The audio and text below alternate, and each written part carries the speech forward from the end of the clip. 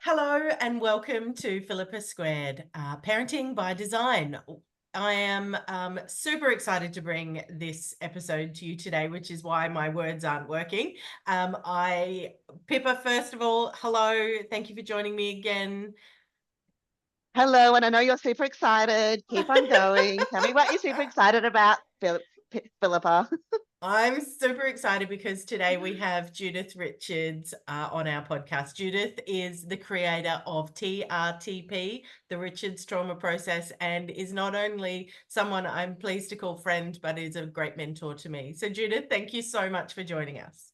You're welcome, Pip. And the sun has just come out here, and I've been compensating for no light in here, and I think I'm overcompensating, but I'm just glowing today. Lovely to be here, Philippa, and lovely to meet you, Pippa. I've been Yes, watching and your you work. certainly are glowing, Judith. Yeah. You certainly are glowing. Yes, thank you, Pippa. I've been watching your work in Fantastic Futures from afar with great applause. Aww, So thank you. well done. Well, for those of you who don't know, TRTP is the cornerstone of the work that I do with families, with parents, with those who have trauma, and it's thanks to Judith Richards for creating that process. So we thought, who better to talk about parenting and how trauma impacts parenting than the master trauma healer herself, Judith Richards. So, Jude, can you just tell us, we like to start off with, how did you get here? Now, I know people don't need to hear all the gory details because you've had a pretty traumatic story, but please tell us how you got to this point. Okay. I was born when I was very young and it went downhill from there. So I've had a life of rather extreme trauma. I was the youngest of 8 in a very large family that had its own interesting dynamics. I won't go there. And we were Catholic, obviously, 8 kids. I mean, hello. And so the priests, a number of priests, took a keen interest in myself and some of my siblings without, you can fill in the details yourself. And then I went to a Catholic girls' school, and in my early teens, I was groomed and sexually abused by a Catholic nun. You don't hear much about the nuns. And then I worked my way up through the hierarchy of violent lunatics, stalkers, abusive relationships, etc., until I found myself in a really bad situation. And that person was a psychopath who was into torture. And I was in that situation for about 9 years, and then spent a couple of years in surgery while the doctors put my body back together again. They'd said I'd been in chronic ill health and chronic pain for the rest of my very short life. That was in 1999.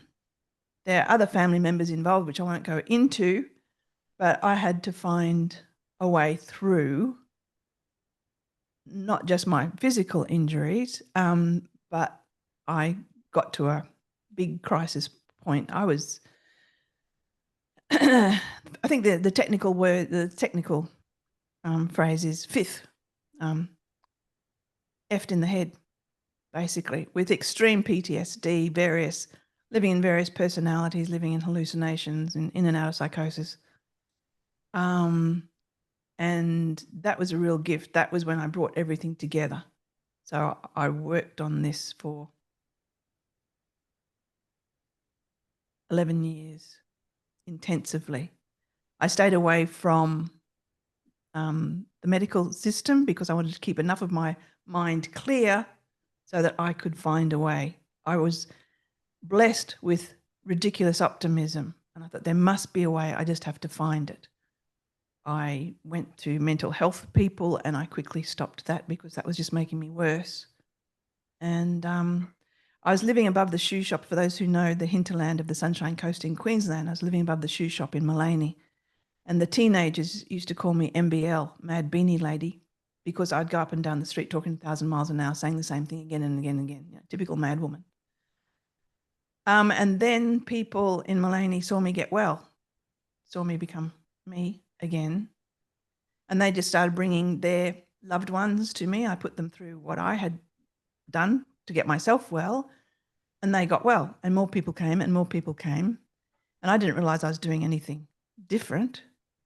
And then there was a professor supposed to be coming to an event to speak about trauma. He ended up in hospital, and I was asked if I would take his place. I said, well, I don't present. They said, well, you do now. And at the end of that, I had people lining up asking me to teach them. I said, I don't teach. They said, well, you do now. So I didn't intend any of this. It just was a natural progression that just happened. And so the first group I taught, a group of 12, there was a psychiatrist in that group who specialized in PTSD. And during the training, at a certain point of training when she knew what to do, she cleared her books in 5 weeks. So much so that the receptionists in the medical building she was working in sent a delegation to ask her, what are you prescribing now? Is it legal? And are we implicated by being on the premises? Is there going to be a drug bust? Because we've been seeing some of your patients coming for 20 years and now they're walking out well. What are you giving them? And she assured them she was getting them off meds. And they went back into their workplaces and people saw the results they were getting with their clients, and they came. And so that was the first group I taught, was in mid 2014, which is at this point just over 10 years ago. Getting much better at teaching it these days. And so we've taught well over 1,000 practitioners, and we're just we've begun moving into the States, the US, in the last, just this year. And it has taken about 7 years to get ethics approvals from Melbourne University to begin our research. I have within my graduate community people who are academics, and they're taking the research. And our first pilot study, because we now have ethics approval, will be published in the next couple of months with extraordinary results. I'm only allowed to say interesting results, but that will allow us to get funding to do bigger studies, hopefully. So there we are. That's in a nutshell. Amazing. And as somebody who has been on the other side of TRTP, who experienced that as at the time, a very, very stressed mother with 4 neurodivergent children and adrenal fatigue, thank you. Thank you, thank you, thank you. Well, thank you. And there's more to the story of Philippa and I. Philippa came to help to work in the business, and I had been looking for somebody who I could assist to move into the realm of birth trauma and families. Having been through birth trauma myself, I died in childbirth. I had preeclampsia. I had an interesting experience. So I've been looking, and Pip was there in my office. I said, you need to do this training. You need to become a practitioner with your experience as a doula for so many years. I don't know if people knew that Philippa was responsible for creating and building, physically building, not brick by brick herself, but organizing the building of a birthing center in Townsville, creating community there amongst young young women involved in the military. Philippa has a number of genius zones. One of them is building community. She understands that right through her soul. And the other is birth trauma and how we pass on our stuff to our kids. And so I've been so happy to mentor Philippa to really get her going, because this is an area so close to my heart. So thank you, Philippa, for running with that. That's an absolute pleasure. It's given me a whole new purpose in life, and for that I'm very grateful as well. One of the reasons we wanted to get you on to talk is because we talk a lot about doing the work, right? Pippa and I say it all the time. Just do the work, do your own work, get yourself well. And you summed it up beautifully before. What's your phrase that you use? I said, just when I first came on this call, I mentioned a phrase I use. The greatest gift that we can give our children and our children's children is to de-shittify. I love that. Deal with our own shit. Judith, Yeah. it is so poignant, and it wraps it up so beautifully. It's the greatest gift we can give, so that we're not being triggered, so that we're not reactive, and generational trauma is a thing. It's scientifically proven. It's passed on in the methylation of the DNA. It's passed on in our genetic expression. So, Judith, because this is such a new concept to so many people, I know for Philippa and I, we know a lot about generational trauma. Are you able to just talk a little bit more about the science behind it and about what's Okay. been proven? Because Sure. it's so real. Thank you. Thank you. Okay, let's look at some of the studies that have been done. There was a study done on survivors of the Holocaust. They looked at the genes of some of those survivors and found, because a gene isn't just one thing, a gene is a warehouse of information. It's filing cabinets full of stuff. Which filing cabinet gets opened and a file taken out is largely determined by our environment. And so there's a part of a gene that is responsible for our stress response. And they found on these people who'd been through the most horror movie, horrific dreadfulness, that there was a tag on this part of the gene, which meant if you have this much of a stressor, the response would be over the top. And it makes sense, doesn't it? If there's a stressor, there's something bad coming, I am so alert and I'm so onto it so that I survive. It's logical. Having been through that, to try and avoid it again. The offspring of these people had the same tag. Small stressor, massive stress response in their whole physiology, in their psychology, in their energy. The grandchildren, same tag. Small stressor, gargantuan stress response. And it makes sense that the offspring will have a better chance of survival if that happens again. So there's also studies done, I can't remember if it was rats or mice. Anyway, rodents. They did a study where, it's terrible what they do to these poor creatures. They did a study where they'd put these dear little furry creatures in an area, enclosed area, and would waft the scent of cherry across them. And whenever this waft of cherry scent was picked up, they would be electrocuted. They'd be zapped. So they came to associate that smell with pain. They then went and put these creatures in rat heaven and let them breed. The next generation, they'd put the waft of cherries across. They've never been electrocuted. They've never been zapped. They've never even smelt cherries before. They would waft the scent of cherries across and they'd go berserk. Got them breeding. The grandchildren of the original fairy critters, scent of cherries. Ah! So there's the genetic expression, tags here and there for things like the stress response. There's memory that's passed down.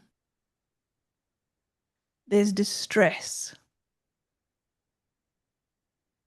pain,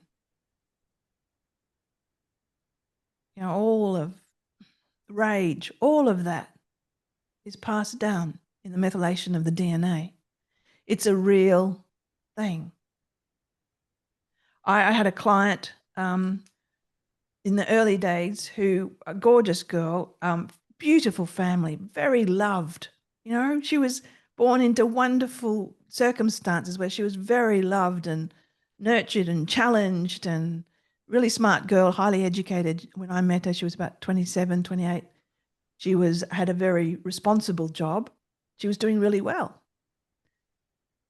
But she couldn't go to sleep unless her mum, her aunt, or her sister was in her bed. This has been all her life. When the sun went down, she would start to freak out, have high anxiety and panic attacks. And I knew the family, and her mum had told me when I asked when it started that she was born like that. Even as a baby, she would just be inconsolable once the sun went down. And I looked through her history. This girl had had the most charmed life I'd ever come across. There was no trauma. There was not even much little trauma. She was never bullied at school. She was always treated well by her teachers, by her peers. Nothing had happened. No big accidents, no illnesses. I thought maybe it's not her. Maybe she came in with it. So then I was asking her about trauma in her parents. And her grandparents on both sides had been through the Second World War in Europe. I will not vicariously traumatize your viewers by explaining what happened to each of these pairs of grandparents. It was desperately horrific. What had happened to her parents was just beyond comprehension. I thought, well, this isn't her stuff. So I thought, okay. So I figured out a way to deal with it and to turn it off. This girl, a couple months later, sent me a lovely message because this was not doing a lot for her love life. Late 20s, have to have mum or sister or aunt in bed in order to go to sleep. Can't have a man in bed. Freaks out when the sun goes down, can only have a good time during the day. She sent me, and photos she sent me of her having a lovely weekend away with her new boyfriend.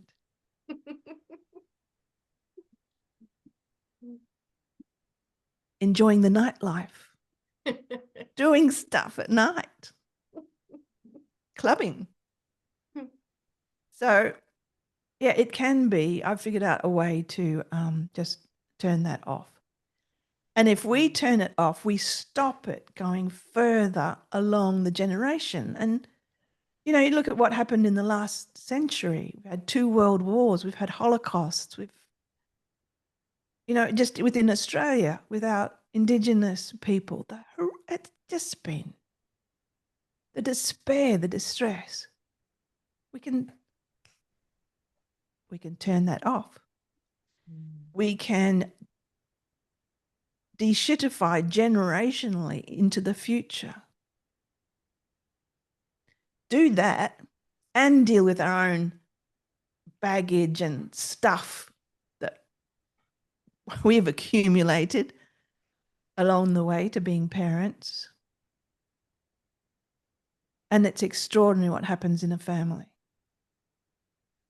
I've worked with one person in a family, one mum. And then months and months later, I had someone ring me up with a suicidal early 20s girl, a girl who'd been left in the bush for dead. I won't go into that story either. And I said, yes, I can see her, bring her tomorrow. She won't be here tomorrow. So I said, okay. I had a very long day. I said, so bring her at the end of that day. And we did some work, and she was fine then. She went from compulsively suicidal to quite calm and happy. And I said, how did you find me? She said, well, you worked with Aunt Jane. And I had worked with 15 people in that family. I didn't even know they were all related.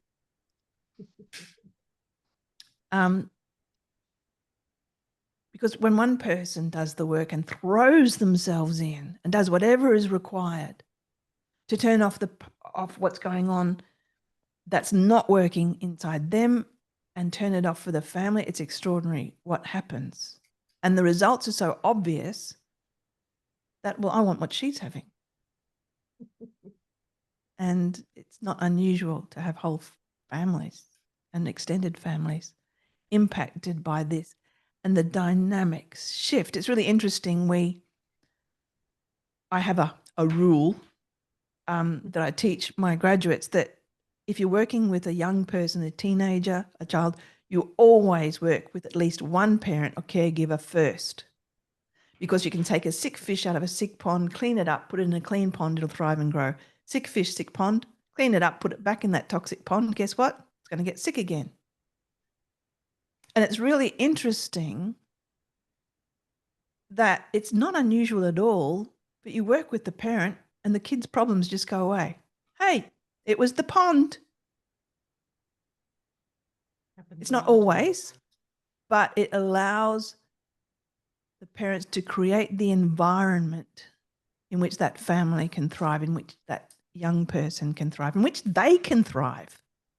Because so much of our lives as busy mums, working, raising the family, dealing with relationship stuff, and we're running on deficit. And, you know, you've got a cup of coffee in your hand, you get bumped, you spill the coffee. We give out what's inside us. Let's create the internal environment where if we're bumped, it's okay for the person who bumps us. It just brings us back to love. I love that, Jude. Yeah. It's a beautiful metaphor as well. Beautiful metaphor. Yeah, I'm a sook. You know, this means so much to me. Yeah. Yeah. Yeah, I'm a sook, but it's Me okay. too. You and me, we're just sitting around the tissue box, really. So it, you know, But it's not tears of despair and distress. No. It's the hundreds and hundreds of parents I've worked with and just seeing their family blossom. It's just mind-blowing. It's a humbling, deep, quiet privilege. Yeah, So I can anyone see that. listening, greatest gift we can give our kids is to de-shittify, to give ourselves that gift. Yeah, I Things love what you're saying. change. Love Things what you're change. saying. And they can change. And it's in society, particularly today, and it just seems to be getting worse. We're running around like we're not even, like we're running on automatic. We're Right? running If we on. feel like we're shit, that shit is normal. It's normalized within us, but it doesn't have to be that way. No, most of us are running on survival mode. Yeah. We're just all energy, just going into maintaining life and getting through the day, and we're exhausted, and our kids are there, and so it's easy to be emotionally absent and just hand over a screen. And where's the wine? It's nearly 5 o'clock. You know, it's it doesn't have to be that way. And I don't think most parents go into parenting. I think most of us go into parenting thinking this is going to be a wonderful, joyful, love-filled experience we don't go into it thinking, oh, if I can just survive parenting, No. right? Like, it's not the intention when we set out. We set out to create a family, to have something beautiful in our world. And then because we haven't de-shittified, we end up getting to sometimes only weeks or months into the experience, and when there are literally decades ahead of us, and we are merely surviving, and we And can't even see what thriving it's might look like. exactly, and it's like we don't even realize we don't realize there is another way. That's right. We And a lot don't of realize that we're traumatized. Even, you got your big T traumas and your second and your little little T T. traumas, don't you?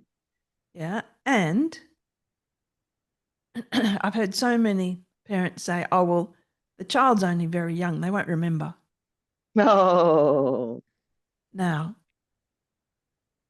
if you're listening and if you go, oh, that's what I think, it's not true, because everything is recorded in the unconscious of that child, and that will impact how they go into the world.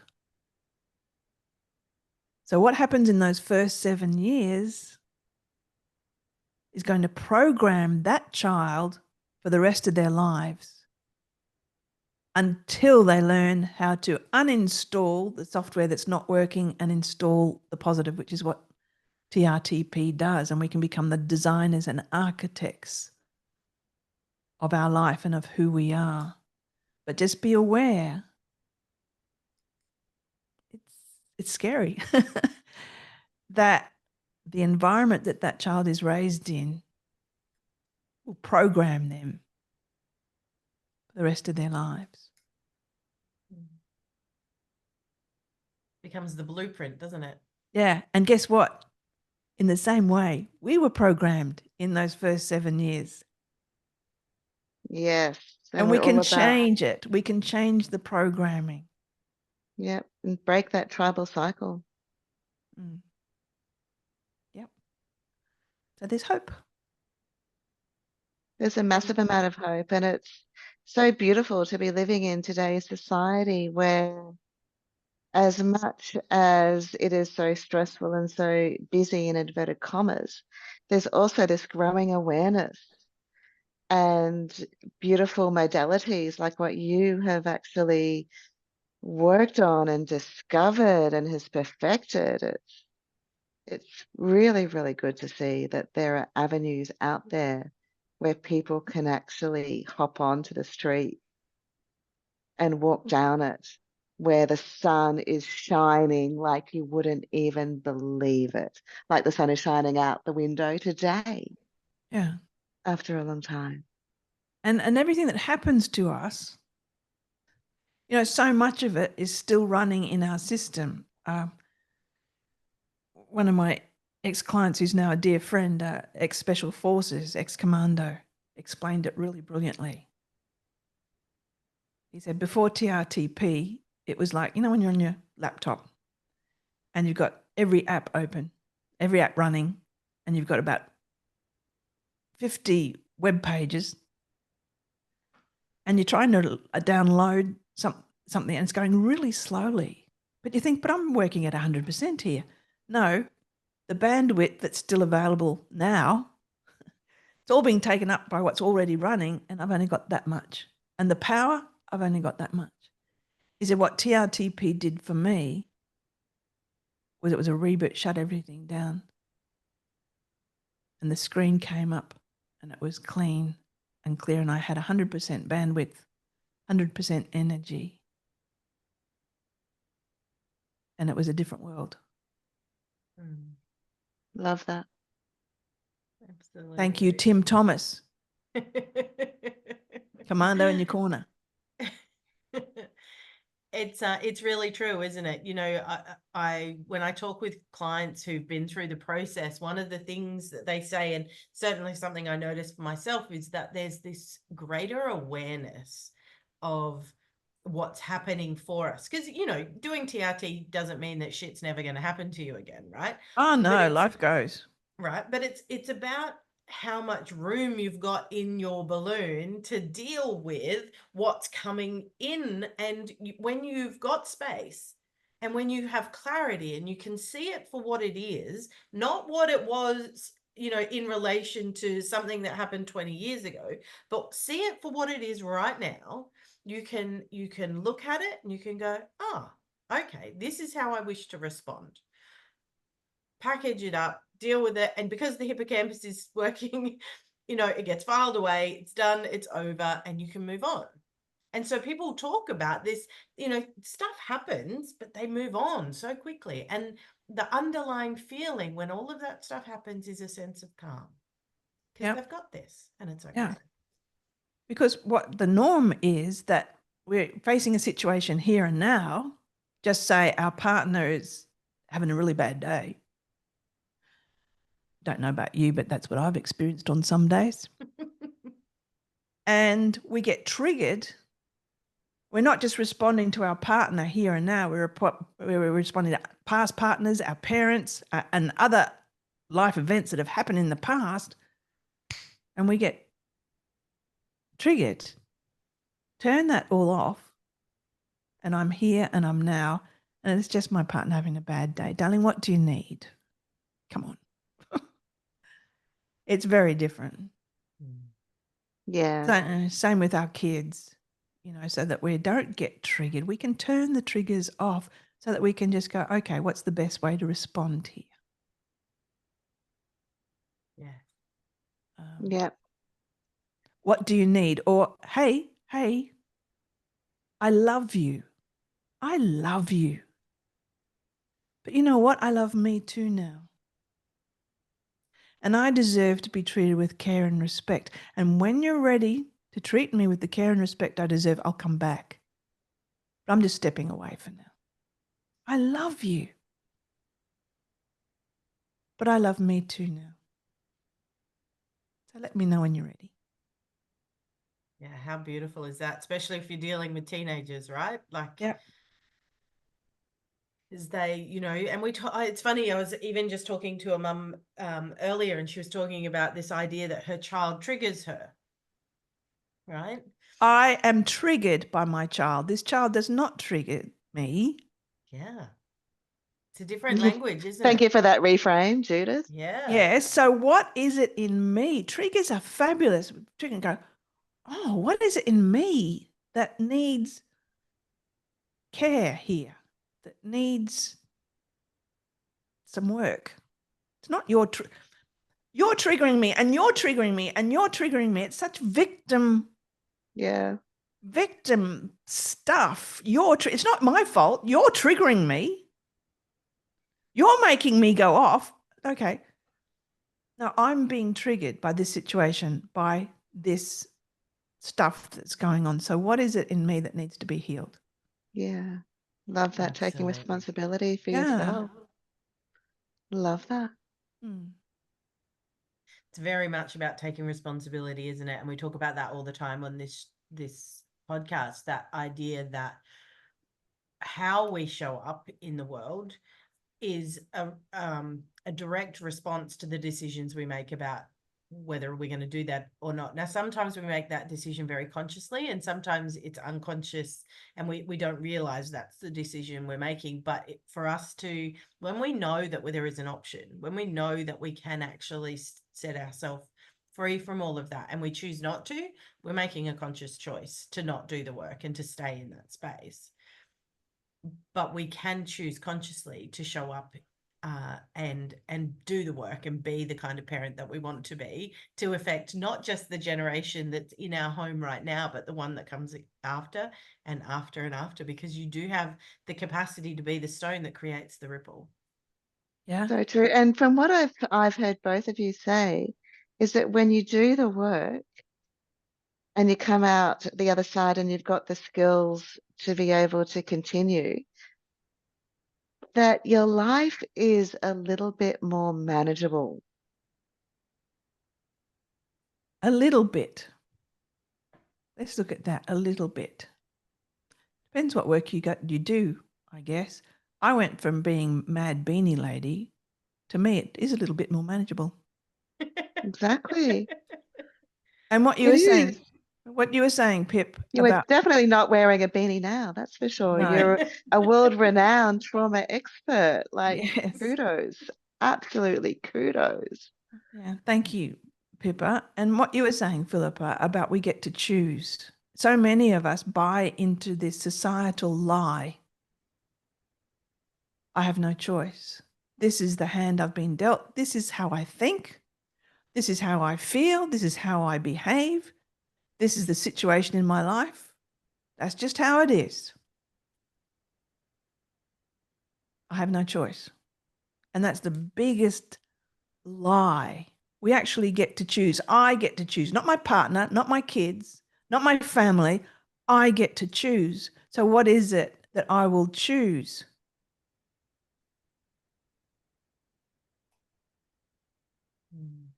And some of my choices are not the right ones. However, then I deal with that, pick myself up and go, okay, I learned a lot from that. What choice will I make now? Because I get to choose. So that's important that we get to choose. That's news to some people. Because we are so hypnotized in our society. Mm. Yeah. And so much of our patterns of thought, emotion, and behavior are run not from our conscious mind.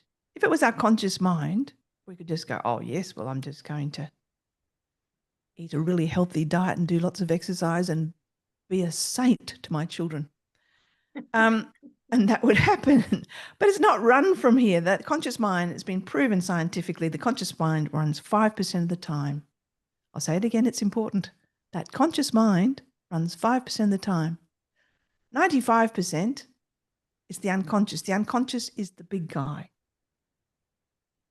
When we can tap into the unconscious and reprogram that, uninstall the software that's not working, install the stuff that's going to work, what comes up on the screen of our life will be a completely different story. Yeah. A life by design. Mm. Yeah. It's so important to take charge of that, isn't it? You know, I actually feel really grateful when I experienced TRTP for myself. That concept of I get to choose came very easily for me. One of the gifts that I got from my father was he always said to me, no, you get to choose how you feel. Nobody else gets to decide that for you. You choose how you feel in response to anything that happens around you. So for me, it was actually a relearning of and putting that into now.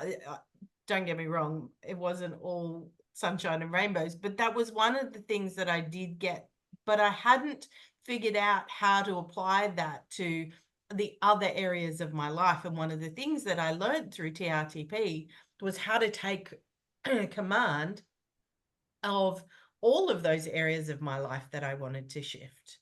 You know, all of the bits. I get an emotion that comes in, and emotions are meant to teach us, right? They're there for us to feel and acknowledge, and we learn something from them. They will teach us something we need to know. But as soon as we are finished with that, when it's no longer serving us, I get to change it. So if I'm experiencing imposter syndrome and syndrome is telling me that I need to learn a new skill, that I'm not quite skilled enough at what I'm doing, great. I go and I sign up for another course and I learn, but I don't keep that feeling. At that point, I get to choose. Okay, I am enough. I choose to know I am enough. And that's one of the most incredible tools that I think has come out for me in TRTP long term. And I know, Jude, you use them regularly as well still, that idea of being able to choose when something happens. Absolutely. Mm. Absolutely. We are more powerful than we ever imagined. Yeah. And even Viktor Frankl what was that book that he wrote? Man's Search for meaning. Search for Meaning. I mean, he articulated that beautifully, didn't it, when he was talking about his life in a Jewish camp back in World War II and how it was his choice of how he perceived his reality that got him through it. Yeah. Yep. It's extraordinary what some people survive. Mm. And how you are capable of surviving.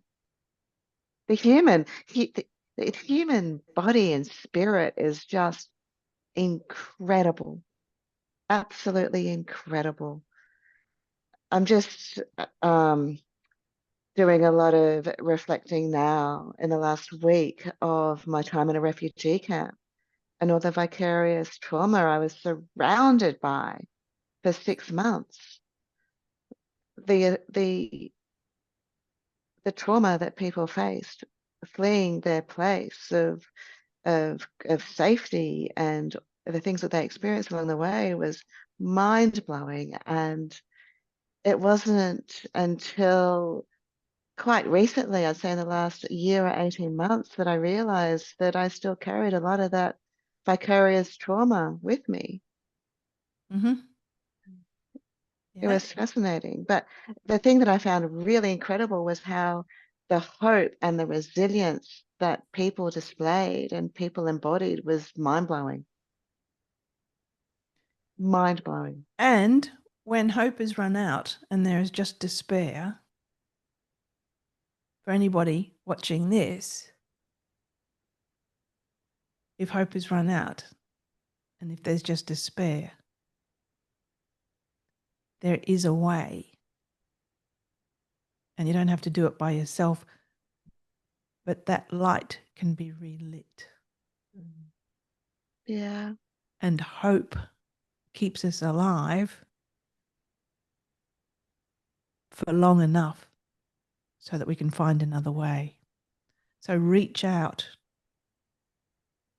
if that's your situation. Because I know I was compulsively suicidal, but only for 3 decades. So I know how dark it gets. So hang in there and reach out. We've said it Yeah. before, haven't we, Pippa? You don't have to do this alone. You're not meant No. to do this alone. Reach out and get help and support. There's nothing wrong with that. In fact, it is a sign of strength and courage to reach out your hand and ask for support. Yeah, and this is becoming more and more known through mainstream society. The fact that it is okay to reach out and to heal and to move on and to reignite that hope and to see that flame go from like this little tiny wick of a candle to being an absolute bonfire at the beach. Yeah. So if things are tough,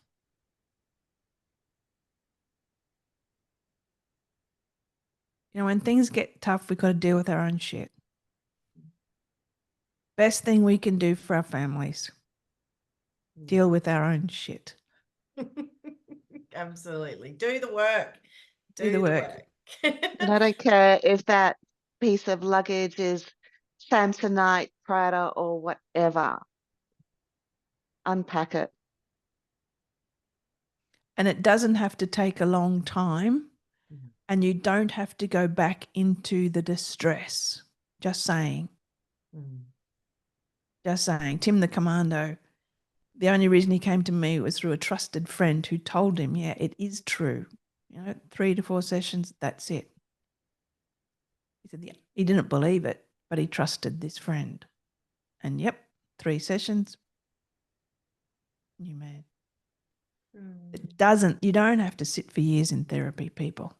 Doesn't have to happen. And you don't have to go back into the pain. You don't have to feel it to heal it. Let's not do that. I didn't like it the first time. Don't you dare take me back there again. Yeah. Yeah, because that's reinforcing all those nervous pathways, isn't it? Mm. And it's just that feedback loop. Yeah. Yeah. So there we are. Well Love it. done. I love Thank it. Thank you. you. Thank you so much. It was a beautiful conversation and lovely to meet you. And meet you, Pippa. And Philippa, keep up the good work. Always. Thank you so much. Thank you. Thank you. Thank you. Folks, if you if this has brought up stuff for you, please reach out. Find jump on my website, jump on trtptherapy.com and find somebody to work with. But this is you don't have to do this alone. So And I can please reach out. recommend Philippa Scott. She does fabulous work. She's now joined TRTP as a trainer to assist new students coming through. So she's very experienced and she's safe. And she gets it. She gets it and she's got you. Oh, well, thanks, Jude. Beautiful, beautiful. Thank you. All right, folks, remember to subscribe, remember to share. Jude, thanks again, and thanks, Pippa. Look forward to talking to you all again next week. Thank you. Yeah, thanks, guys.